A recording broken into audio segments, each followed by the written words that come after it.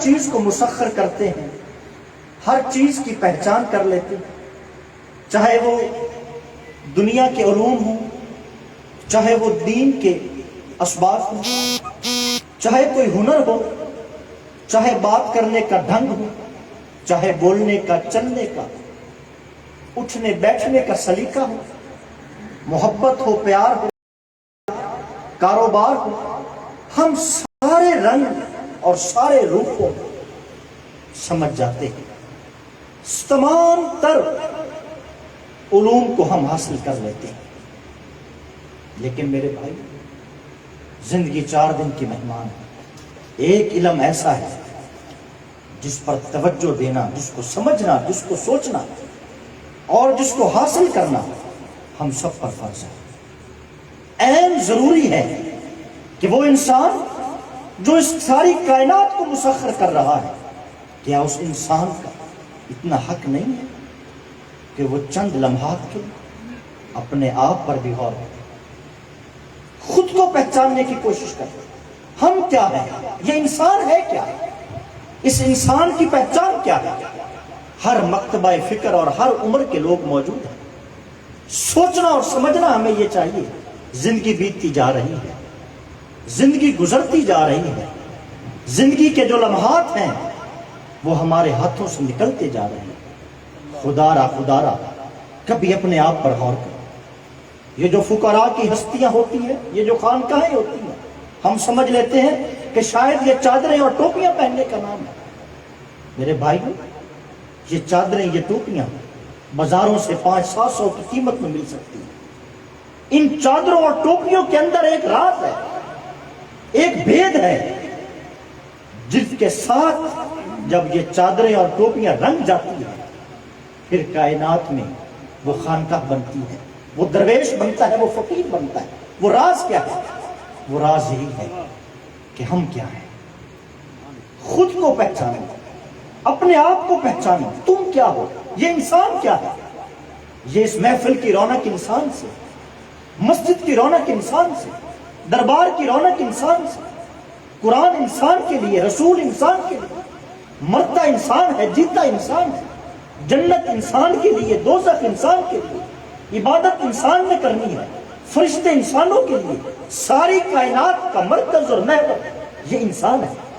کیا ضروری نہیں کہ کوئی ایسا درویش مل جائے، کوئی ایسا فقیر مل جائے جو ہم کو ہماری پہچان کرے؟ ہم کیا ہر چیز کو جان رہے ہیں، لیکن یہ جو بزم عارفہ کا نام دیا گیا ہے، عارفوں کی بزم، یہ عارفوں کے پاس کیا ہوتا ہے؟ عارفوں کے پاس ایک ہی راز ہوتا ہے۔ جو بھی عارف کے پاس جاتا ہے، عارف اس کی پہچان کراتا ہے۔ ایک بندہ ایک پیر کے پاس گیا، اس نے کہا سرکار مرید ہونا ہے۔ پیر نے کہا بیٹا تو کون ہوتا ہے؟ اس نے ہاتھ باندھ لیے، اس نے کہا حضور یہی تو ڈھونڈنے آیا ہوں کہ میں کون ہوں، یہی تو تلاش کرنے آیا ہوں کہ میں کون ہوں، میرا وجود کیا ہے، میری حقیقت کیا ہے، میری پہچان کیا ہے، میری جو اصلیت ہے وہ کیا ہے۔ تو میرے بھائیوں، زندگی میں بار بار کہتا ہوں، زندگی 4 دن کی مہمان ہے۔ ہم ہر چیز کو مسخر کر لیتے ہیں، ہر چیز کا علم حاصل کر لیتے ہیں، ہر چیز کی پہچان کر لیتے ہیں۔ ضروری ہے کوئی ایسے درویش کو ڈھونڈو، کسی ایسی مسرت کو تلاش کرو جو مسرت تم کو تمہاری پہچان کرائے۔ جس مرضی فرقے سے انسان تعلق رکھتا ہو، کوئی شیعہ ہو، کوئی سنی ہو، کوئی دیوبندی ہو، کوئی بریلوی ہو، جیسا بھی ہو، ہر ایک پر ضروری ہے خود کو حاصل کرے، اپنی پہچان کرے۔ اور جو اپنی پہچان ہوتی ہے، اسی کو تصوف کہا جاتا ہے، اسی کو فقر کہا جاتا ہے، اسی کو خانقاہ کا رنگ کہا جاتا ہے۔ یہی وہ علم ہوتا ہے جس کو میسر آ جاتا ہے، پھر قیامت تک اس کی قبر سے بھی رونق نہیں ختم ہو سکتی، پھر قیامت تک ان کی خانقاہوں سے چراغ جلتے رہتے ہیں۔ کون سا علم؟ خود کا علم۔ ہم کیا ہیں، ہم کدھر سے آئے ہیں، ہم نے کدھر جانا ہے، یہ ہماری حقیقت کیا ہے۔ یا اللہ قربانی تیری ہے، کر لی ہے، اب میں تیرے گھر میں رکھوں۔ اللہ فرماتا ہے نہیں، میرے گھر رکھنے کی ضرورت نہیں ہے، خود بھی کھا اور اپنے جیسے انسانوں کو کھلا۔ یا اللہ زکوٰۃ تیری راہ میں دینی ہے، کیا تیرے گھر نہ لٹکا کے آ جاؤ؟ اللہ فرماتا ہے نہیں، دیکھ جو تجھ جیسے کوئی بھائی کمزور ہو ان کو زکوٰۃ دے۔ ساری بات انسان کی ہے، اللہ نے اہمیت انسان کی رکھی ہے۔ تو میرے بھائیوں، ہم مختلف مکتبہ فکر کے یہاں پر لوگ بیٹھے ہوئے ہیں، ہر جگہ پر ہر طرح کے لوگ ہوتے ہیں۔ لوگ پوچھتے ہیں پیر کا کام کیا ہوتا ہے، پیری مریدی ضروری کیوں ہے، یہ کیوں لوگ سیال شریف جاتے ہیں، یہ کیوں لوگ گنج شکر کے آستانے پر جاتے ہیں، یہ کیوں لوگ حضور خواجہ عالم کے آستانے پر جاتے ہیں، وجہ کیا ہے، راز کیا ہے؟ ہر جگہ سے آپ کو سب کچھ مل سکتا ہے، لیکن سوائے فقیر کے آستانے سے، سوائے کسی کامل بارگاہ سے آپ کو یہ علم نہیں مل سکتا کہ آپ کیا ہیں۔ علم حاصل کرو، علم حاصل کرنا ہر مسلمان مرد عورت پر فرض ہے۔ علم کا مطلب ہے جاننا۔ کیا مطلب ہے؟ جاننا۔ ایک بندے نے انگلش لکھی ہے، وہ لکھنے کے بعد اسی کتاب کو پڑھنا شروع کر دے تو لوگ بیوقوف کہیں گے، او بھائی تو نے کتاب لکھی، اب تو ہی پڑھ رہا ہے۔ ہم لوگ سمجھ جاتے ہیں کہ شاید علم کسی کتاب کو جاننے کا نام ہے، علم کسی صحیفے کو پڑھنے کا نام ہے، علم کسی مرتب کیے ہوئے مضمون کو پڑھنے کا نام ہے۔ میرے بھائی، انسان یہ سارے علوم تو اس سے نکل رہے ہیں، تو نے اپنے اندر سے نکلے ہوئے علم کو جان کر علم حاصل کیا تو کیا کیا؟ تو پھر جاننا کس کو ہے؟ کامل کے پاس جاؤ گے، کامل کہے گا تو اپنے آپ کو جان، جس کے اندر سے فزکس نکل رہی ہے، جس کے اندر سے کیمسٹری نکل رہی ہے، جس کے اندر سے سارے علوم نکل رہے ہیں۔ بخاری شریف، ترمذی شریف، مسلم شریف، یہ ساری جو کتب حدیث، یہ ساری کتب حدیث کسی نے مرتب کی ہے تو وہ انسان ہے۔ قرآن مجید کلام اللہ کا ہے، لیکن جب بھی نکلا ہے انسان نے کامل کی زبان سے نکلا ہے۔ انجیل رب کا کلام ہے، لیکن جس کو بھی ملا ہے سیدنا عیسیٰ علیہ السلام کی ذات پاک سے ملا ہے۔ ثابت کیا ہوا؟ خدا کی کوئی ایسی بات نہیں ہے جس بات کی ابتدا کوئی انسان نہ ہو۔ ابھی آج تلاوت کا آغاز ہوا، هو الغیب، هو العالم الغیب، وہ عالم ہے، وہ جاننے والا ہے، وہ غیب کا علم رکھتا ہے، وہ رازق ہے، وہ خالق ہے، وہ مالک ہے، وہ پروردگار ہے، وہ ایک ہے۔ کبھی غور کیا کہ اللہ کی یہ صفات ہمیں پتہ کہاں سے چل رہی ہے؟ کیا کبھی کسی کو خدا نے آ کر کہا میں ایک ہوں، میں رازق ہوں، میں خالق ہوں، میں مالک ہوں، میں پروردگار ہوں؟ کوئی بندہ مجھے کہے کہ اس کو خدا نے ڈائریکٹ آ کر کہا ہو کہ میں ایک ہوں؟ اور جب بھی پتہ چلتا ہے کسی انسان کی زبان سے پتہ چلتا ہے۔ کوئی نہ کوئی انسان ہے جو تم کو خدا کی بات بتاتا ہے، تو انسانوں سے دور مت بھاگو۔ یہ انسان فرقہ وارانیت میں آ کر نفرت کرنے کی چیز نہیں ہے، یہ انسان محبت کی شے ہے، یہ انسان پیار کی چیز ہے، یہ انسان قریب ہونے کی شے ہے۔ لوگ کہتے ہیں انسان کے قریب نہ جاؤ، او میرے بھائی، خدا کی قسم ہے، اللہ تک پہنچنے کا سوائے انسان کے کوئی راستہ ہی نہیں۔ اللہ تعالیٰ نے آج تک کبھی کوئی بات کسی انسان کی زبان کے علاوہ انسان تک پہنچائی نہیں ہے، چاہے وہ انسان کا روپ آدم کا ہو، چاہے وہ انسان کا روپ سیدنا نوح کا ہو، چاہے وہ انسان کا روپ سیدنا ابراہیم کا ہو، چاہے وہ انسان کا روپ سیدنا اسماعیل کا ہو، چاہے حضرت عیسیٰ کا ہو، چاہے حضرت موسیٰ کا ہو، چاہے حضور صلی اللہ علیہ وسلم کا ہو، چاہے حضور خواجہ غریب نواز کا ہو، چاہے آگے داتا گنج بخش کا ہو، چاہے بابا فرید الدین مسعود گنج شکر کا ہو، چاہے حضور سیال شریف کا ہو، چاہے حضور خواجہ عالم کا ہو، جب بھی کہیں سے بھی خدا کی بات ملتی ہے کسی انسان کی زبان سے ملتی ہے۔ سبحان اللہ۔ تو میں اپنی گفتگو کا اختتام کروں گا، یہ انسان ہی ہے جو خدا کی بات کو بتانے کا ذریعہ ہے۔ یہ انسان کے قریب جانا خدا کا شرک نہیں ہے، انسان اللہ کا بنایا ہوا ہے، غیر اللہ نہیں ہے، اس کو اللہ نے بنایا ہے۔ غیر اللہ وہ ہوتا ہے جو اللہ کا نہ ہو، اور جو ہو ہی اللہ کا، جس کو بنایا ہی اللہ نے۔ تو جو اللہ کی چیز ہے اس کے پاس جانے سے انسان اللہ سے دور نہیں ہوتا، اللہ کے قریب ہوتا ہے۔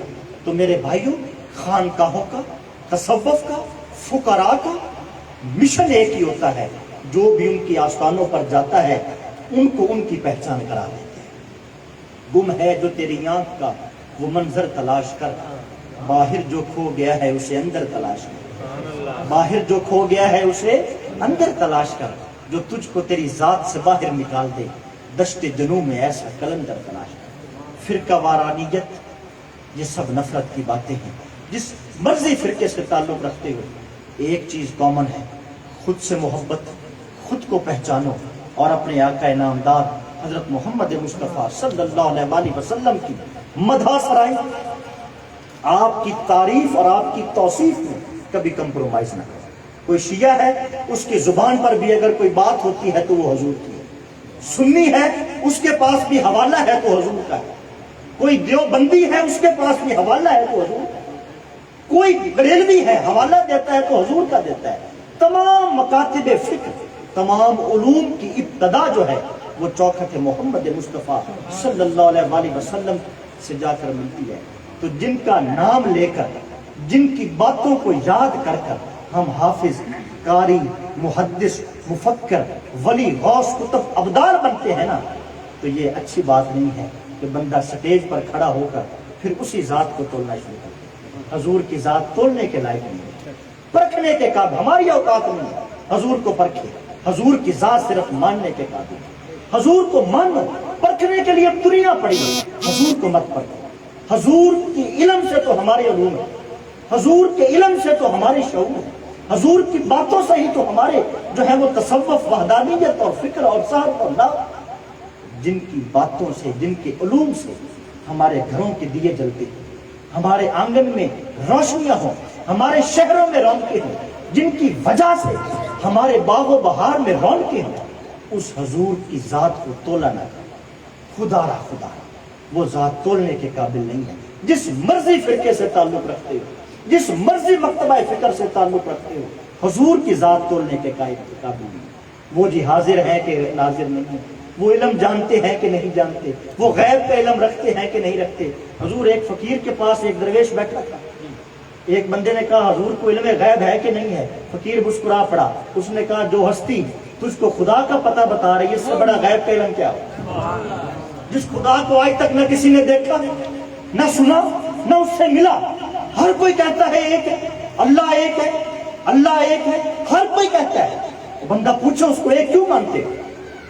ثبوت کیا ہے کہ ایک ہے؟ یہ ابھی عشاء کی اذان ہوئی، مؤذن نے گھر میں کہہ کر کھڑے ہو کر کہا اشہد ان لا الہ، میں بات میری لمبی ہوگی معذرت خواہ ہوں لیکن میں بات کو سمیٹتا ہوں، اشہد ان لا الہ، مؤذن نے کہا اے اللہ میں گواہی دیتا ہوں کہ تو ایک ہے۔ مؤذن کہتا ہے کہ نہیں کہتا؟ دن میں 5 دفعہ کہتا ہے، مسجد میں کھڑا ہو کر کہتا ہے۔ سوچنا چاہیے وہ گواہ کس کے صدقے بنے گے، اس گواہی کا ثبوت کیا ہے؟ یہ آج کی محفل ہو رہی ہے، صبح کوئی پوچھے او بھائی اس بند گلی میں جو محفل تھی وہ ختم کتنے بجے ہوئی ہے؟ ایک بندہ کہے گا جی 9:30 بجے ختم ہوئی ہے، پاس بندہ کہے گا گواہی ہے، وہ کہے گا جی ہاں محفل میں تھا۔ جو محفل میں نہ ہو وہ گواہ کیسے بن سکتا ہے؟ اشہد اللہ الہ، اے اللہ میں گواہ ہوں کہ تو ایک ہے۔ وہ خدا را جو حضور کو درمیان سے نکالتا ہے، کبھی غور تو کر، مسجد میں کھڑا ہو کر اتنی بڑی گواہی دے رہا ہے کہ تو ایک ہے، نہ اس ایک کو کبھی دیکھا، نہ اس سے ایک کو کبھی ملے، نہ اس ایک سے کبھی بات کی، نہ اس ایک کے کبھی پاس گئے، ہر کوئی کہتا ہے وہ ایک ہے۔ کیوں کہتے ہیں؟ ذرا گریبانوں میں جھانکو میرے بھائیوں، ایک ہی جواب ہے۔ اس لیے ایک مانتے ہیں 1400 سال پہلے آمنہ کے لال نے کہہ دیا تھا وہ ایک، آمنہ کے لال نے کہہ دیا تھا وہ، نہ کسی نے دیکھا، نہ کوئی ملا، نہ کسی نے بات کی، ہر کوئی مانتا ہے کہ وہ جس کے کہنے پر بن دیکھے خدا کو ایک مانے بیٹھے ہو، اس ہستی کو پرکھنا نہیں چاہیے، اس ہستی کو تولنا نہیں چاہیے۔ تو میرے بھائیوں، نقش حسن خدا محمد ہیں صلی اللہ علیہ وسلم، جلوائے کبریا محمد، حسن کی ابتدا محمد ہے، عشق کی انتہا محمد ہے۔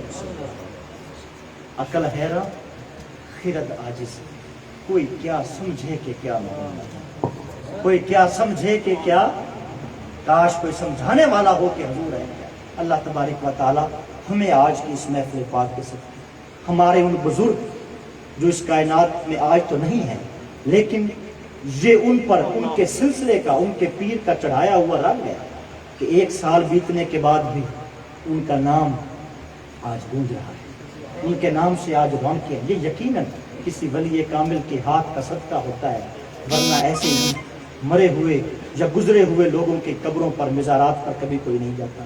سکے باپ کی قوت ہو